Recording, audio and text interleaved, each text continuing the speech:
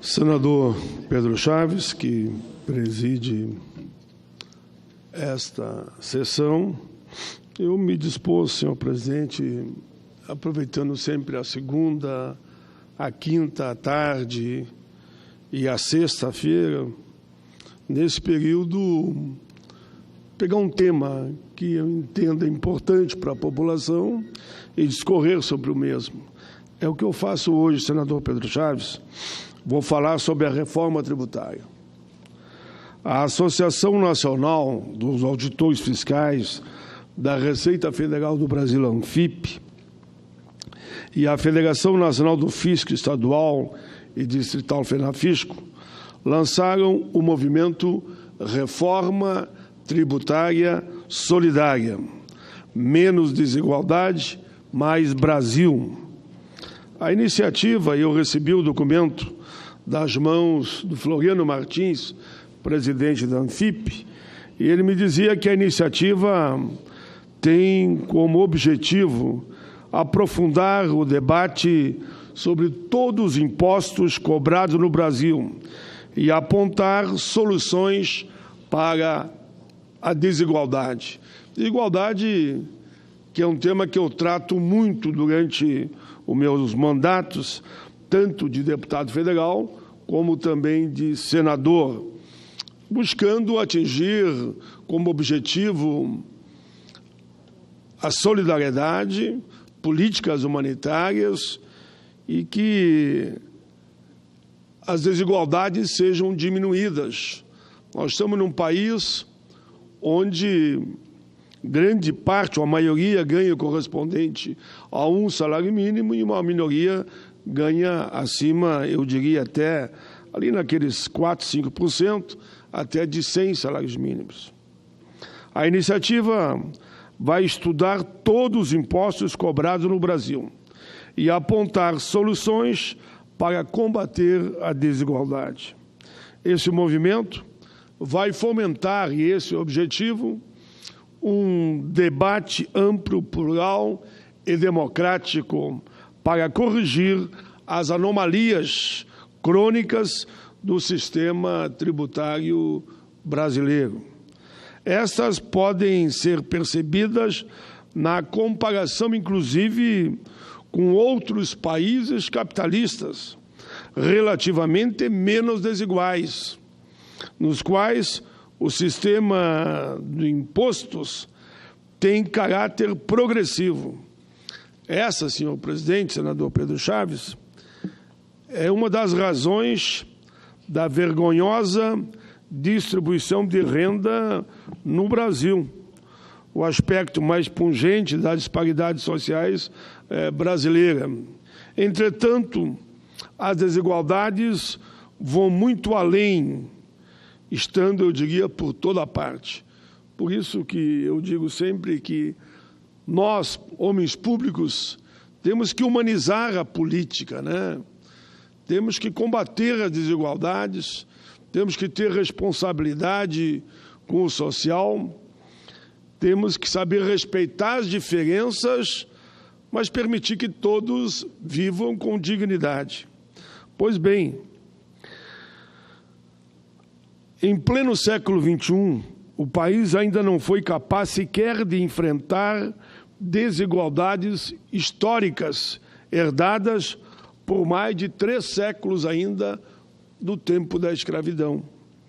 As desigualdades também se refletem na concentração da estrutura de propriedade, posse e uso da terra, tanto na área urbana como também na área rural. Você pode ver que os chamados descendentes de escravos, eles não têm propriedade. Eu digo grandes propriedades, né? E recentemente veio um presidente de um país africano no Brasil, veio visitar uma exposição e percebeu que as pessoas que não eram brancas estavam ali mais era para limpar o curral, levar o gado de um lugar para outro, né? Os cavalos, enfim. E eles, mas engraçado, eu não vi um único fazendeiro que não seja branco Aí contaram para ele a história do Brasil, né? Que as heranças foram passando de pais para filhos e a população escrava foi marginalizada. Era proibido estudar naquela época, mesmo depois de libertos, era proibido ter ferramentas e não podia comprar terra. Por isso que a desigualdade existe até hoje e se reflete na concentração da estrutura de posse e uso da terra, como dizia, na área urbana e rural. No mercado de trabalho e na aguda disparidade de acesso aos bens e serviços sociais básicos entre classes sociais e regiões do país. Mas vem alguns dados que são importantes aqui. Segundo o estudo da ONU, a pobreza no Brasil tem cor. Mais de 70% das pessoas vivendo em extrema necessidade no país são negras. 64% extremamente pobre não completam a educação básica e 80% são analfabetos. 80% dos analfabetos brasileiros são negros. 80% dos analfabetos. Não é que 80% são analfabetos. No Brasil, a desigualdade tem outra discriminação hedionda. Tem gênero, feminino. Mulheres ganham 62% do valor dos homens. E eu recebi um projeto que veio da Câmara, eu fui relator, apresentei no plenário para ser final, só para que a mulher, na mesma função, tivesse o mesmo salário que o homem. Não teve jeito, fizeram emendas, mandaram para a Comissão de Infraestrutura e até hoje ele não voltou mais para o plenário. Segundo o mapa de violência, o Brasil ocupa o 3º lugar dentre 85 países no ranking de morte de adolescentes. São 54,9 homicídios para cada 100 mil jovens de 15 a 19 anos. Há uma profunda desigualdade de acesso a bens e serviços sociais básicos entre as classes sociais e regiões do nosso país. O Sistema Único de Saúde SUS é formalmente público e universal, mas a realidade revela uma multiplicidade de lacunas na oferta de serviços, especialmente os de média e alta complexidade. Na Previdência Social, mais de 1/3 dos trabalhadores não contribui para o sistema público, consequentemente, não está protegido e não terá proteção na velhice. Um projeto de reforma tributária para o desenvolvimento sustentável deve levar em conta, nos últimos 60 anos, o Brasil nunca contou com políticas nacionais de habitação popular, saneamento e mobilidade urbana em grande escala, devido à necessidade do nosso povo.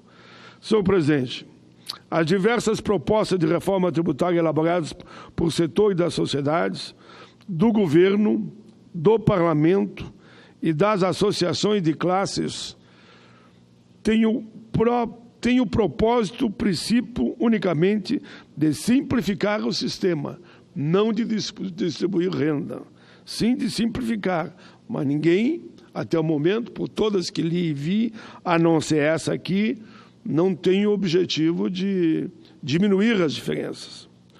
O movimento Reforma Tributária Solidária, menos desigualdade, mais Brasil, entende que a pretendida simplificação, apesar de importante, claro que é importante, quanto mais simples, melhor, até para executar, para cobrar, né?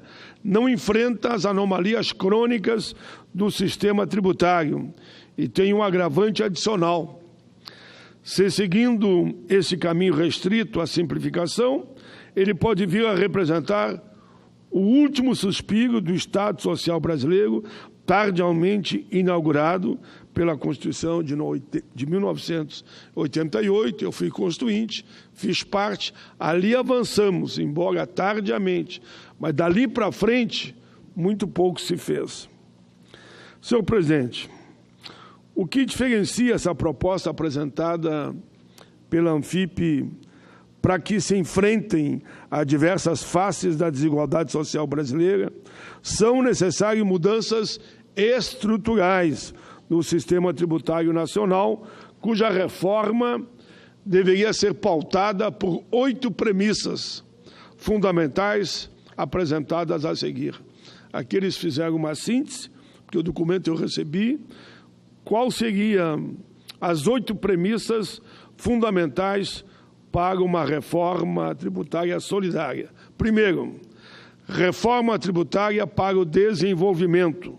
Adequar o sistema brasileiro a modelos de sucesso de países desenvolvidos. 2, financiamento do gasto social, reduzir desigualdades sociais com o financiamento de políticas sociais. 3, sistema tributário progressivo, aumentar a tributação direta sobre a renda, propriedade e riqueza.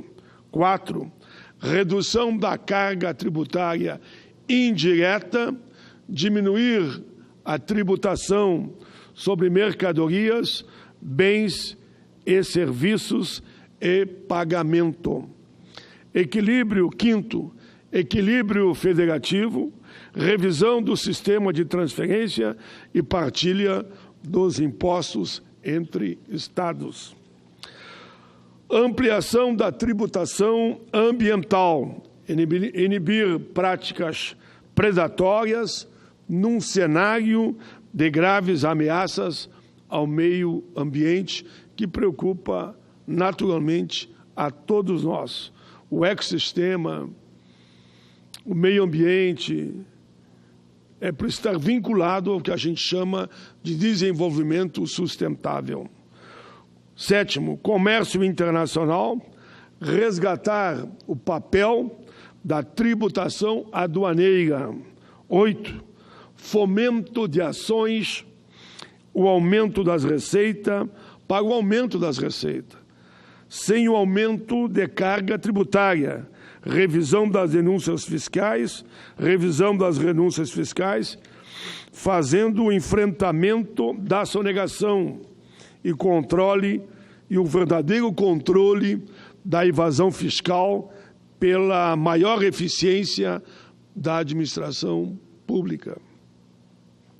Chama a atenção aqui, as renúncias fiscais, inclusive a CPI da Previdência demonstrou, superaram o total de gasto na esfera federal com saúde, com educação, assistência social, transporte e ciência e tecnologia. Tem até que repetir, senhor presidente. As renúncias fiscais, inclusive a CPI da Previdência identificou, superaram o total de gastos com saúde na União, educação, assistência social, transporte e ciência e tecnologia. Isso é gravíssimo. Mais demos anistia do que investimos nessas áreas. Segundo estimativas do Ministério da Fazenda, o total das desonerações aos gastos tributários federais subiu de 116 bilhões para 282 bilhões em valores correntes. Entre 2009 e 2015, um salto de 3,65% para 4,93% do PIB atualmente. Todos os anos, o Brasil abre mão de 25% do total de suas receitas, dados aqui da Secretaria da Receita Federal. O movimento Reforma Tributária Solidária, Menos Desigualdade, Mais Brasil, é, repito, uma iniciativa da Anfip e da FENAFISCO e conta ainda com o apoio do Conselho Federal de Economia, CONFECOM, do Departamento Intersindical de Estatística e Estudo Socioeconômico, DIESE, do Instituto de Estudos Socioeconômico, INESC, do Instituto de Justiça Federal, IJF, do Oxfam Brasil e da FES. Todo cidadão que quiser aderir a esse movimento, que pode ajudar, inclusive, no aperfeiçoamento, é só se dirigir pelo e-mail secretaria@anfip.org.br, secretaria@fenafisco.org.br. Mais informações ainda pelo site reformatributariasolidaria.com.br. Aproveito para informar que no dia 21, senhor presidente Pedro Chaves, agora de junho, quinta-feira, a partir das 9 horas, lá na Comissão de Direitos Humanos, vamos realizar uma audiência pública para debater o tema Reforma Tributária Solidária, menos desigualdade, mais Brasil. E também destaco que vamos realizar, se possível, também em outras comissões, esse mesmo debate.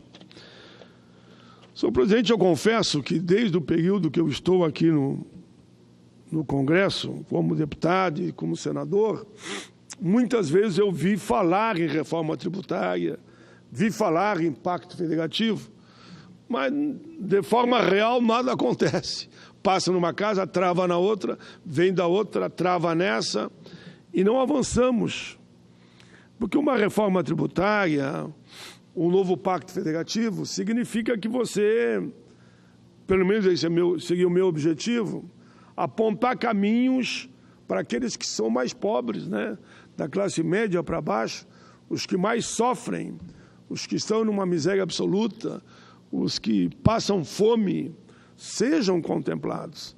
Há países de primeiro mundo que gênero de primeira necessidade, diretamente como alimentação, a tributação é desse tamanho, porque ali você beneficia todos. E aqueles produtos mais sofisticados, que somente os poderosos podem adquirir, como, por que não dizer, carro para mim, fumo, álcool, né? Isso sim teria uma tributação até maior. Mas querer tributar a valores altos, arroz, feijão, a própria gasolina, né? Carne, leite, é inadmissível, inadmissível. Porque, como já disseram diversos especialistas, quem de fato paga tributo nesse país são os mais pobres. Que eles não têm como viver sem o pão, sem o leite, sem o arroz, sem o feijão, sei lá, sobre a massa, sobre a carne, né? Então, eles gastam tudo ali, só que tributos é que eleva o preço. Vimos recentemente na greve dos caminhoneiros que a responsabilidade de um preço altíssimo no diesel, na gasolina, no álcool e no gás é principalmente tributos. E é o que toca o Brasil, queremos ou não. O Brasil optou pelo transporte rodoviário e, uma vez que você fez essa opção, quando os países de primeiro mundo optaram pelo sistema de ferrovia, Vossa Excelência conhece. Eu fiz poucas viagens para o exterior, acho que fiz 2 ou 3 só. No máximo, acho que fiz 2. E percebi que você atravessa países de trem, né? Vai de um país ao outro de trem. No Brasil, a não ser o avião, depois o resto é ônibus mesmo, é caminhão, é carro. Mas foi uma opção que foi feita. Se os governantes fizeram essa opção, não dá para fazer que o tributo, eu digo em resumo, possa ser quase que a metade do custo final. É o caso do diesel, da gasolina, do álcool e do próprio gás. Por isso, senhor presidente, que eu espero que os presidenciáveis também apresentem a sua visão de combater as desigualdades, para não continuar como é hoje, que quem paga imposto nesse país, tributos, enfim, são os mais pobres. Mas vamos continuar com esse debate, com certeza, em outros momentos. E agora, com satisfação, eu assumo a presidência para ouvir o seu pronunciamento. Obrigado, senador Pedro Chaves.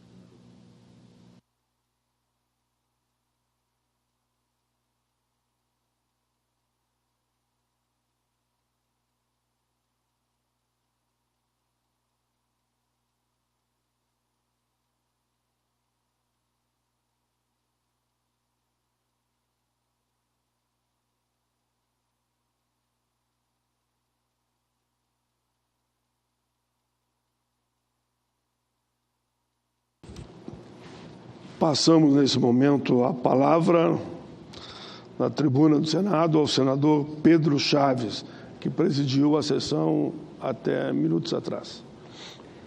Senhor